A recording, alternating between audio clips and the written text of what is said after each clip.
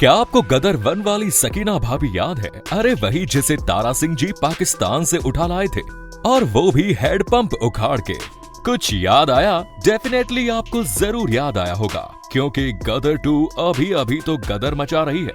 तो दोस्तों, हम बात कर रहे हैं आज खूबसूरत और अट्रैक्टिव हीरोइन गदर की सकीना यानी कि अमीषा पटेल की।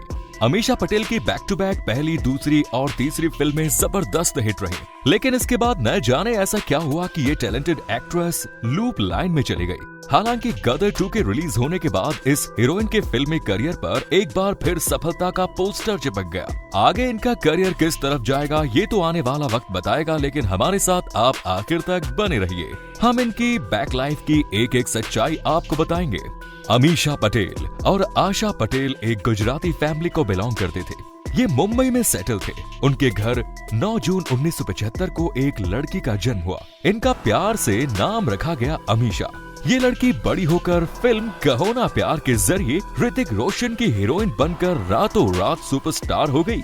अमीषा की स्टार्टिंग स्कूल एजुकेशन मुंबई में ही हुई, लेकिन आगे चलकर हायर स्टडी के लिए ये अमेरिका चली गई। अमेरिका में इन्होंने बायोजेनेटिक इंजीनियरिंग के साथ साथ इकोनॉमिक्स में भी डिग्री हासिल की। अमीषा पटेल के पिता अमित पटेल ऋतिक रोशन के पिता राकेश रोशन के क्लास फेलो रहे हैं। अमीषा का एक भाई भी है अस्मित पटेल, जिन्हें आप बिग बॉस में देख चुके होंगे। अस्मित भी एक एक्टर है। उसमें अपनी पढ़ाई खत्म करने के बाद अमीषा ने वही नौकरी कर ली, लेकिन एक्टिंग का कीड़ा उनके मन में काफी समय से मौजूद था। इसीलिए इन्होंने अपनी नौकरी छोड़कर बॉलीवुड में आकर स्ट्रगल करने का मन बनाया। भारत में आने के बाद अमीषा पटेल ने फेमस थिएटर सत्यदेव दुबे को ज्वाइन किया और यहाँ से अपनी एक्टिंग की जर्नी को शुरू किया। इसी दौरान अमीषा पटेल को कमर्शियल एड फिल्में मिलने लगी, जिनमें Bajaj, fair and lovely, Cadbury, lux जैसी फेमस और लीडिंग ब्रांड शामिल थे। इतने बड़े बड़े ब्रांड्स की कमर्शियल एड फिल्म में आने के बाद डेफिनेटली फिल्मकारों ने इन्हें नोटिस किया। इसी दौरान राकेश रोशन अपने बेटे ऋतिक रोशन को लेकर एक फिल्म बना रहे थे। फिल्म का नाम था कहो ना प्यार है। इस फिल्म में Kareena Kapoor as a heroine काम कर रही थी, लेकिन उन्होंने फिल्म की लगभग 6 दिन की शूटिंग कंप्लीट की कि उनके एटीट्यूड की वजह से राकेश रोशन अपसेट हो गए और उन्हें फिल्म से बाहर का रास्ता दिखा दिया। फिल्म के लिए इसके बाद नए हीरोइन वो ढूंढने लगे। राकेश रोशन भी अब तक अमीषा पटेल को विभिन्न विज्ञापनों में देख चुके थे। उन्होंने अपने दोस्त को फोन किया और कहा कि भाई, तुम्हारी बेटी मेरी आने वाली फिल्म में काम करेगी क्या? इस ऑफर के लिए अमीषा पटेल ने हाँ कही। उसके लिए बॉलीवुड के रास्ते खोल दिए। कहो ना प्यार है ने अपनी सफलता के झंडे गाड़े और इसके गाने लोगों की जुबान पर चढ़ गए।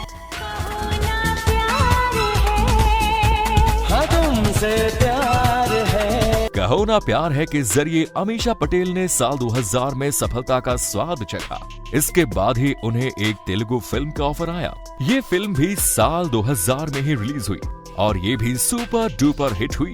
अब अमीषा पटेल बॉलीवुड के साथ साथ साउथ की फिल्म इंडस्ट्री में भी हिट हो गई। इसके बाद साल 2001 में सनी देओल के साथ उनकी फिल्म आई गदर एक प्रेम कथा। इसकी सक्सेस स्टोरी के बारे में आपको बताने की जरूरत नहीं है। इस फिल्म की सफलता वाकई में हिस्ट्री मेकिंग थी। अब अमीषा पटेल को लगने लगा कि वो तो एक सुपरस्टार है और आने वाली फिल्म भी चलती जाएगी, लेकिन ऐसा हुआ नहीं। अमीषा पटेल की इसके बाद बैक टू बैक बहुत सी फिल्में फ्लॉप हुई, जैसे ये जिंदगी का सफर, आप मुझे अच्छे लगने लगे, क्रांति, क्या यही प्यार है। इस फिल्म में अच्छी खासी स्टार कास्ट भी थी। इसके बाद भी ये फिल्में नहीं चली। इसके बाद अमीषा पटेल विक्रम भट्ट के संपर्क में आए। दोनों को एक दूसरे का साथ पसंद आया और फिर इनके बीच एलू एलू चालू हो गया। दोनों एक दूसरे के साथ लिव इन में रहने लगे, लेकिन अमीषा के माता पिता को अमीषा की ये हरकत पसंद नहीं आई। वो चाहते थे कि अमीषा पटेल विक्रम भट्ट से दूर रहे, क्योंकि विक्रम भट्ट पहले से शादीशुदा थे। इसके साथ ही उनके पहले से ही कई लड़कियों के साथ अफेयर भी रहे। अमीषा पटेल को इन सब चीजों से कोई फर्क नहीं पड़ा, लेकिन इस सब के बीच एक नए विवाद में पड़ गई वो।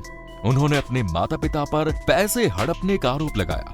मीडिया में उन्होंने ये बयान दिया कि उनके माता पिता उनके 12 करोड़ रुपए नहीं दे रहे। इस घटनाक्रम ने काफी सुर्खियां बटोरी।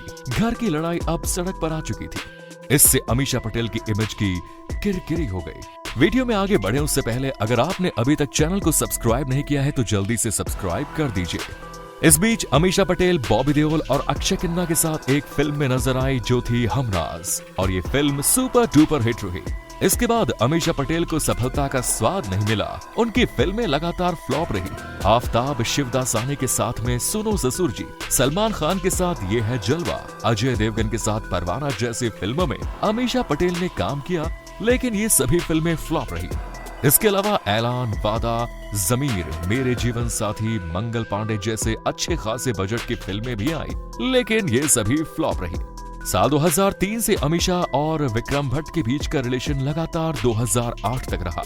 दूसरी तरफ उनका ये रिलेशन भी दम तोड़ रहा था। अब साल 2008 में दोनों अलग हो गए। इस बीच लंदन के एक बिजनेसमैन और अमीषा पटेल के बीच नए सिरे से इश्क विश्क प्यार वाली कहानी शुरू हुई। इस व्यापारी का नाम था कनवपुरी, जिसके साथ अमीषा पटेल अपनी प्यार की दूसरी पारी खेल रही थी, लेकिन उनकी ये दूसरी पारी साल 2010 में समाप्त हो गई। इन दोनों का ब्रेकअप हो गया। साल 2009 और 2010 में अमीषा पटेल की कोई भी फिल्में नहीं आई। अब उन्हें फिल्में मिलना बहुत कम हो गया। साल 2011 में अमीषा पटेल की एक तेलुगु और हिंदी फिल्म आई, लेकिन ये दोनों फ्लॉप हुई। इसके बाद अमीषा पटेल ने अपना खुद का प्रोडक्शन हाउस शुरू किया। इसमें प्रोडक्शन हाउस के बैनर तले देसी मैजिक नाम की फिल्म बनी, लेकिन ये फिल्म कभी रिलीज ही नहीं हो पाई। इस फिल्म को बनाने के लिए अमीषा पटेल ने फिल्म मेकर अजय सिंह से 3 करोड़ रुपए उधार लिए, जिसे वो वापस नहीं कर पाए, और बदले में उनके खिलाफ अजय सिंह ने केस कर दिया। फिल्म और प्रोडक्शन हाउस का चाहे जो हुआ हो,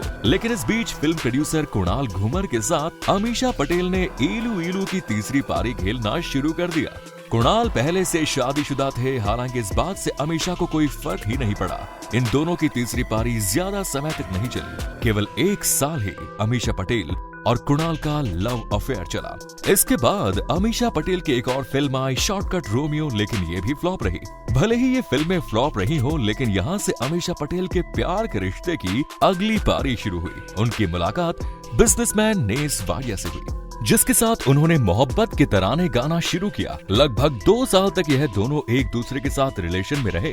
ये हर जगह एक साथ ही स्पोर्ट किए जाते थे। फाइनली इस रिश्ते का हश्र भी वही हुआ जो अमीषा पटेल के दूसरे रिश्तों का हुआ।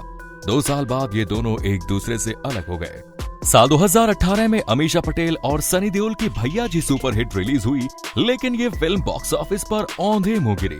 इस पर मीडिया ने अमीषा पटेल से सवाल पूछा कि क्या इसे आपकी कमबैक फिल्म माना जाए, तो बड़े ही एटीट्यूड के साथ अमीषा पटेल ने मीडिया का जवाब दिया कि वो फिल्मों से बाहर ही कब थी जो इसे कमबैक करना पड़े। जबकि सच्चाई यह है कि साल 2013 के बाद इनकी कोई भी फिल्म नहीं आई थी, और जिस फिल्म के साथ उन्होंने दोबारा एंट्री मारी उसकी हालत तो सब देख ही चुके हैं। लेकिन अमीषा की किस्मत ने साथ दिया और फिल्म गदर 2 ब्लॉकबस्टर पर साबित हुई।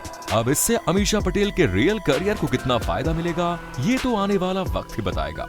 वैसे आप अमीषा पटेल की अब तक की जर्नी के बारे में क्या कहते हैं, हमें कमेंट्स में जरूर बताएं। तो ये थी अमीषा पटेल की लाइफ स्टोरी। धन्यवाद।